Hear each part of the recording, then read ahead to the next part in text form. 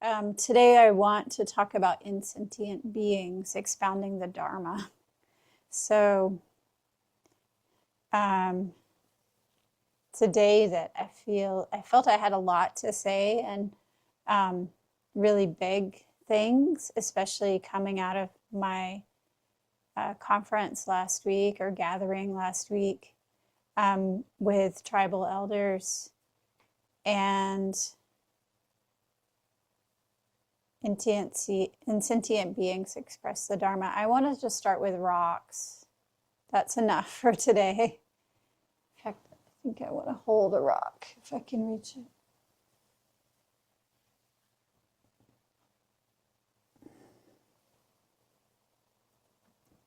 Rocks. So let's see what happens. Maybe what we can do is have a conversation about rocks. I'll start here with a caution. This is a book I use. Sometimes it's called Neither Wolf Nor Dog, and it's Conversations with a Lakota Elder. I really like this book. We'll just listen to the elder who's given a name in the book that's different from probably his real name, but in the book he's called Dan. Words are just ideas put into little shapes that we use in sentences. And the big ideas behind the words can be weapons that take things from us.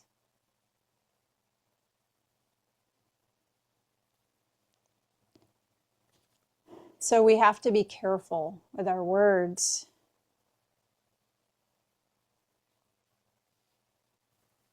There was an old man who told me when I was a boy, this is Dan speaking. There was an old man who told me when I was a boy that I should look at words as beautiful stones. He said I should lift each one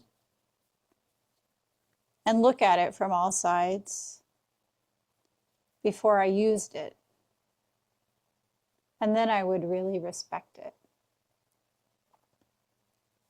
I think he gave me good advice.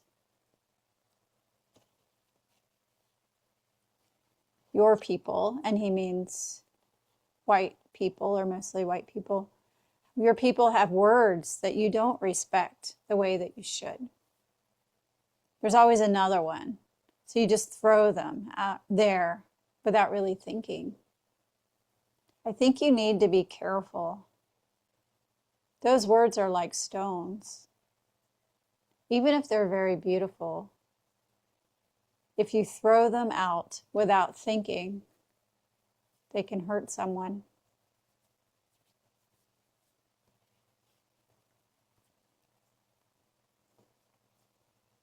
So this is the cautionary moment I'd like to offer as I try to express what cannot be expressed in words by using words.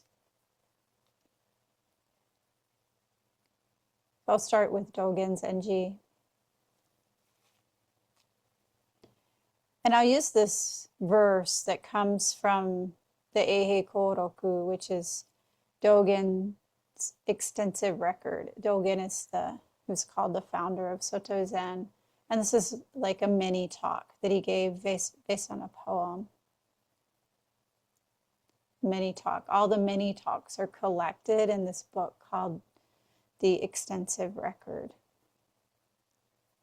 And I'll be using the mini talk, the Eihei Koroku. I'll be using the commentary by the teacher Shohaku Okamura Roshi. He's very much a textualist, so he unpacks the texts and tells you where they come from.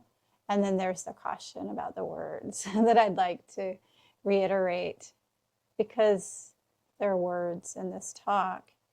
And what I want to express is beyond what can be expressed by words. So I'll start with the poem. Poems are great ways to unwind our words, right? Yesterday, I was listening to a talk, an interview with the poet Joy Harjo, and she says this in this kind of a way. And I can already tell that today's talk will be really a talk. So let's see what comes out, because Harjo is a name that means something like beautiful courage, I believe. And I met a woman last week whose name was Harjo, and I was thinking of the courage of when to use our words, when to not use our words, which also can take courage. So I'll start with the poem. The Dharma expounded by non-sentient beings is inconceivable. The Dharma expounded by non-sentient beings is inconceivable. The Tathagatas in the 3 times faithfully accept this. Who else can understand it? This simple monk's staff effortlessly knows it. So I've already told you the Dharma talk, right? You've already heard something that hopefully connected with something deep, even through this imperfect medium that we call words, even through having to conceptualize something that's inconceivable, absolutely inconceivable. The Dharma expounded by non-sentient beings is inconceivable. The Tathagatas of the 3 times, that's all of us. All beings throughout space and time, past, present, future. The Tathagatas of the 3 times faithfully accept this. Who else can understand it? This simple monk's staff effortlessly knows it.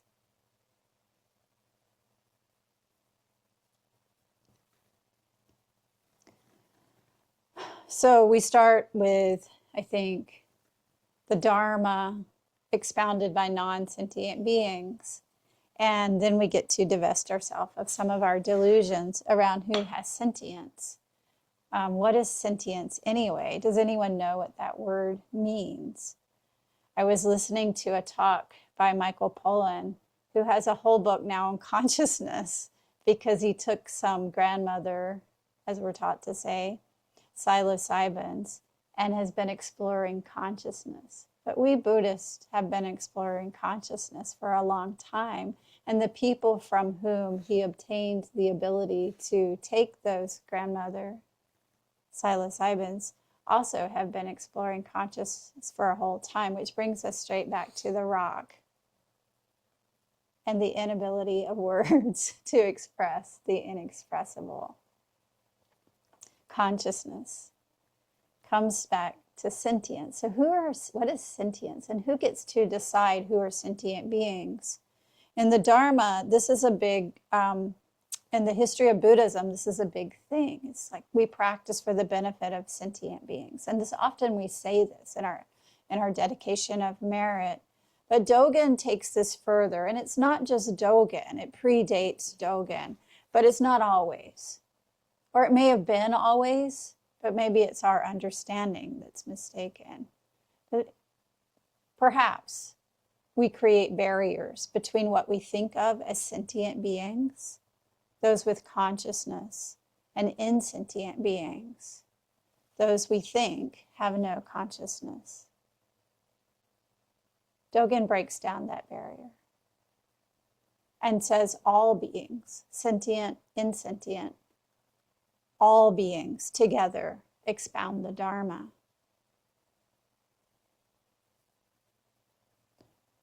So where are we going here?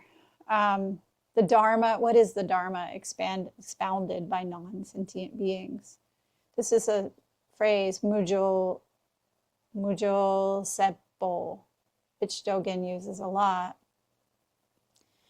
And what it does is divest us of our deluded idea that Buddha nature is something special and metaphysical and permanent, like a substance that lives inside of us. I mean, we all kind of want / feel that / yearn for it. Buddha nature. Where is Buddha nature? When you hear the word Buddha nature, I hope you hear something that sparks a sense of wonder in you, or a sense of recognition, something you already know. And when you look for it, where do you find it? It's very natural to think Buddha nature is something we possess. So then our practice really helps us to unwind from that idea that Buddha nature is something outside of ourselves or inside of ourselves, which brings us back to the rocks. It's not possible to think and understand Buddha nature. Buddha nature is something unthinkable, inconceivable, beyond thinking, beyond understanding, and connecting. And this part we can really get. Even right now, as we sit here, we have the sound of the birds entering our consciousness, or at least the sound entering our ears and connecting us with the birds, which of course connects us with the trees, connects us with springtime and the flowers on the trees, and keep going from there. We really know intuitively that Buddha nature leaves out nothing.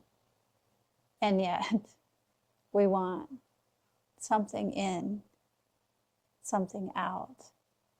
So our practice helps us to let go of this. When we sit, following our breath, letting go of our thinking mind, which crowds us, which throws all of these words into our way, all of these words and words and words, then we start to understand clearly. We start to see for ourselves, to see not just with our eyes, but with our, not just with our ears, but with our eyes, to see with our body, even the truth of the world around us. And this brings up, of course, a sense of wonder that's inconceivable. This word that in modern Japanese, fushigi is mysterious. It's a really nice word in Japanese. It doesn't necessarily mean something external or something like a ghost going by. It means something wonderful, full of wonder. And it comes from the word in Buddhist terminology called fukashigi, which is not possible to think about deliberately. In other words, inconceivable, not possible to deliberately think about it.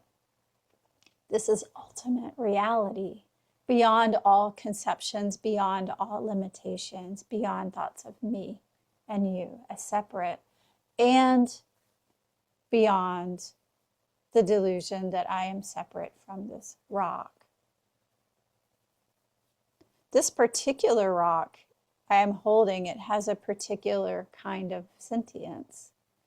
There's a story that I was looking for this morning and I didn't find, but I'll share it anyway from memory. Maybe I get to embellish this way.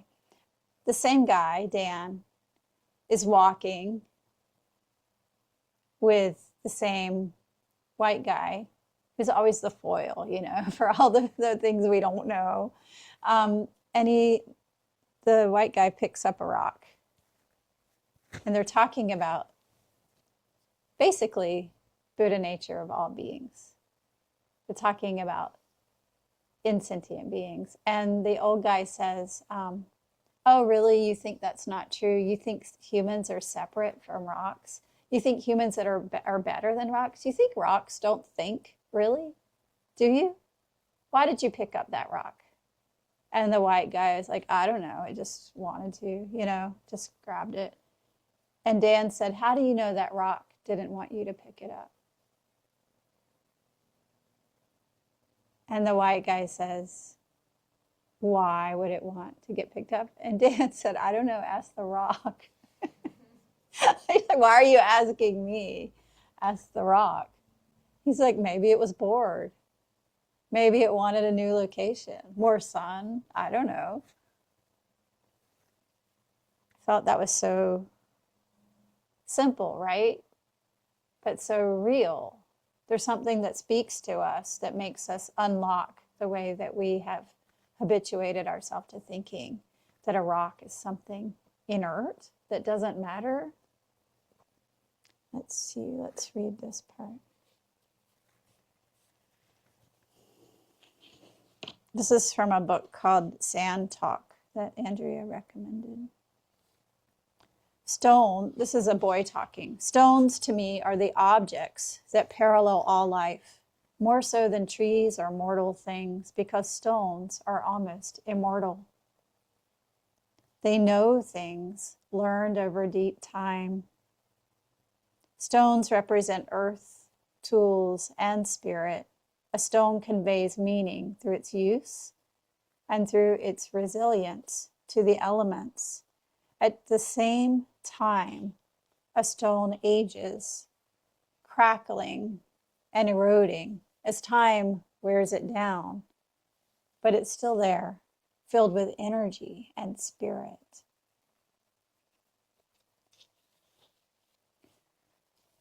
Stone teaches us that we should be strong, no matter what tries to crack or wear us down.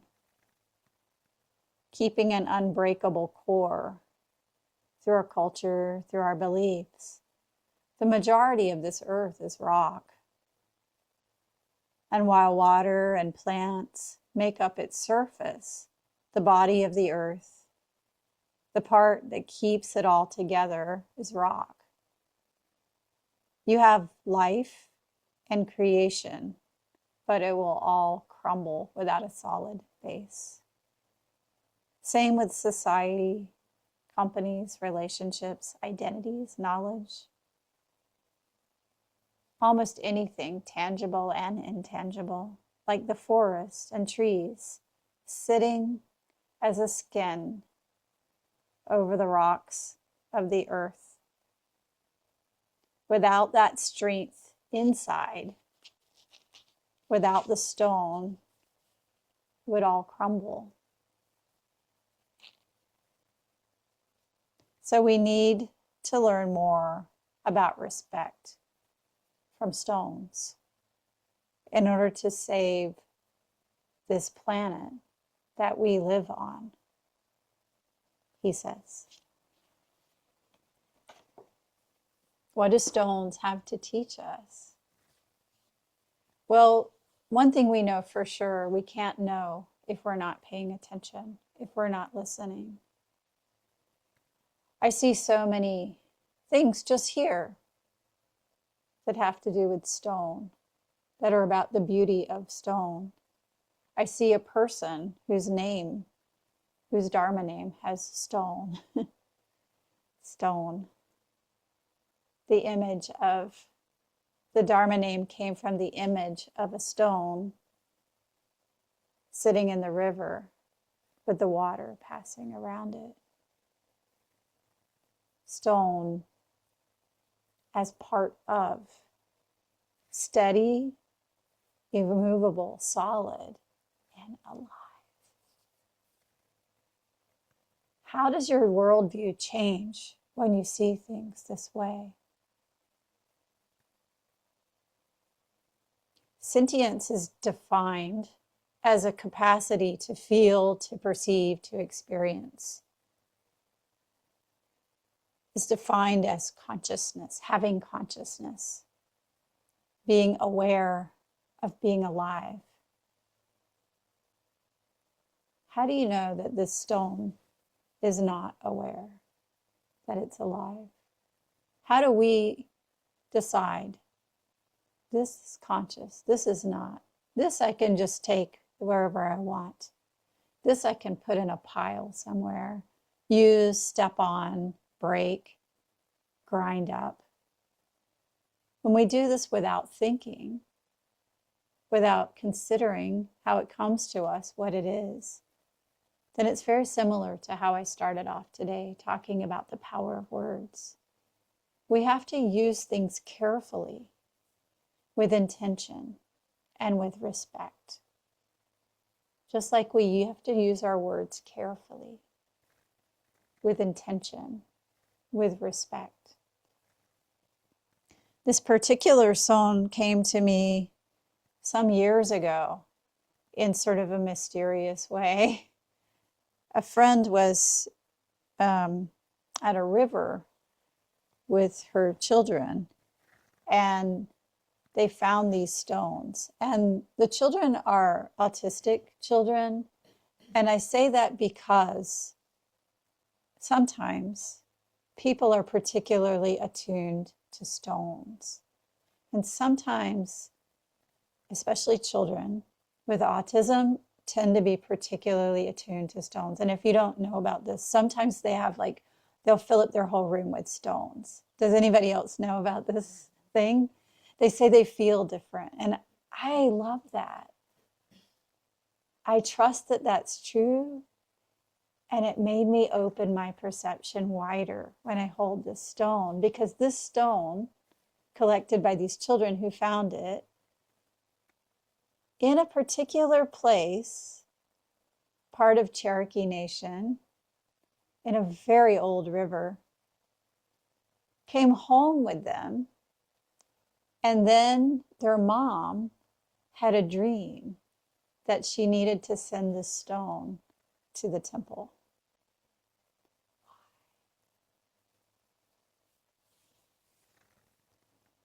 We don't have to know why. Why is kind of a useless word. The why. What we do have to do is open our senses, open our perceptions to the wonder, to the unknowing. This is where life is. The great not knowing, the great mystery, the mystery, the inconceivable, the fukashigi, not possible to think deliberately. When we open our senses this way, then stones speak. There are many stories of this throughout Dogen's teaching, throughout Buddhist teaching. There's another one where a monk asks, what is the mind of ancient Buddha?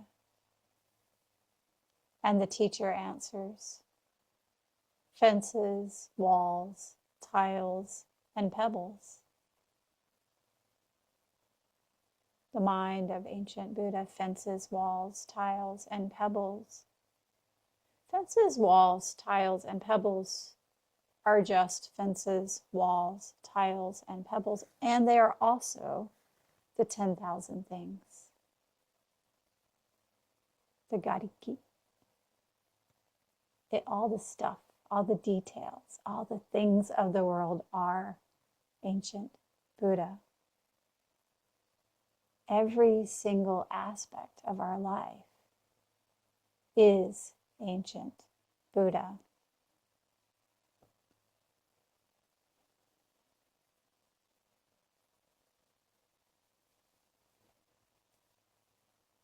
Oh no, it's in this one. So back to our stones.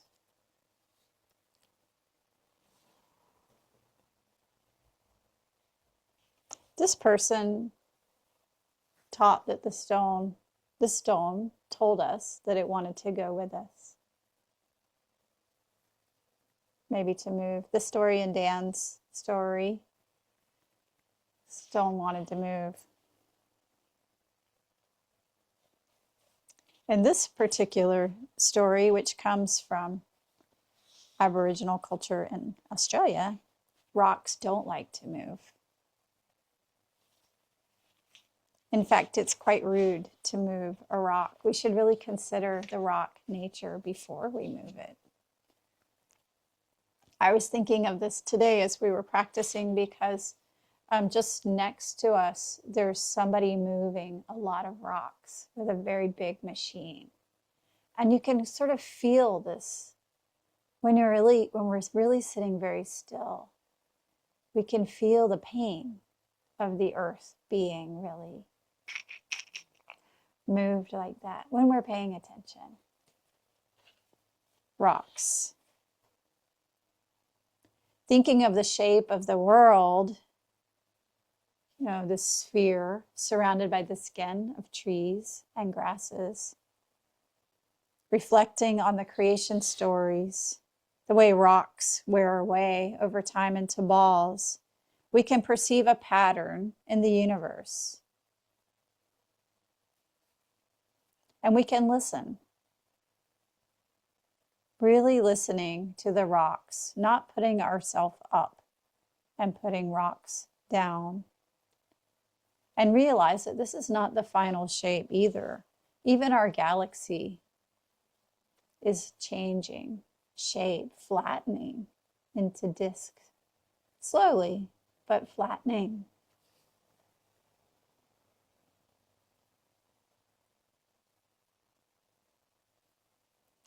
The understanding that we're no greater or lesser than a rock would certainly change things if a critical mass of people came to it all at once.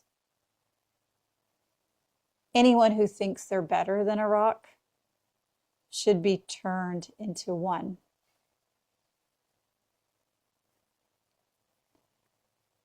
What do you think? Anyone who thinks that they're better than a rock should be turned into one. Then they would find out that they're not that special. And they could finally be happy. It didn't go in the direction you expected, did it? There's a relief. If we think we're better than, we're above, it's a fundamental discord with the harmony of the universe. So if we think we're better than a rock, maybe we should be turned into a rock so that we could really understand the rock as the rock and find true contentment, true happiness.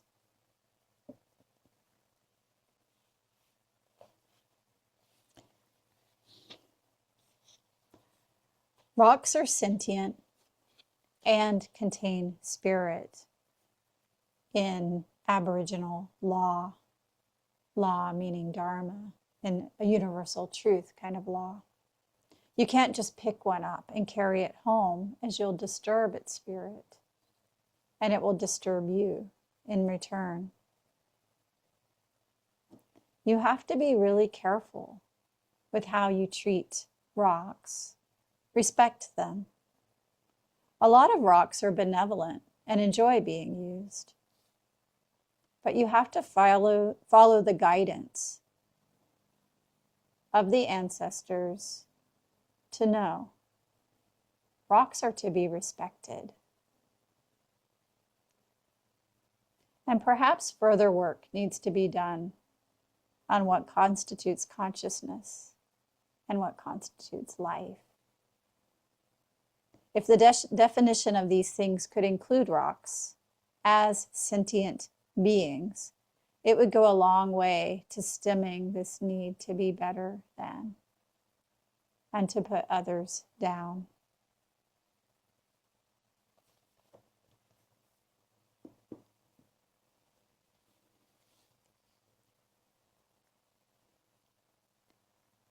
Ancestor Dongshan also had a poem. There's always a verse. Again, the way that we unwind our conceptual mind. through the magic of words without meaning, with meaning that's spacious and wide, pointing more to what's underneath than defining something and constraining. Dongshan, how wondrous, how wondrous. The expounding of the Dharma by insentient beings is unthinkable. If I tried to hear it with the ears, it would never be possible to understand. Only when I hear the voice with my eyes am I able to know it. So, thank you, everybody.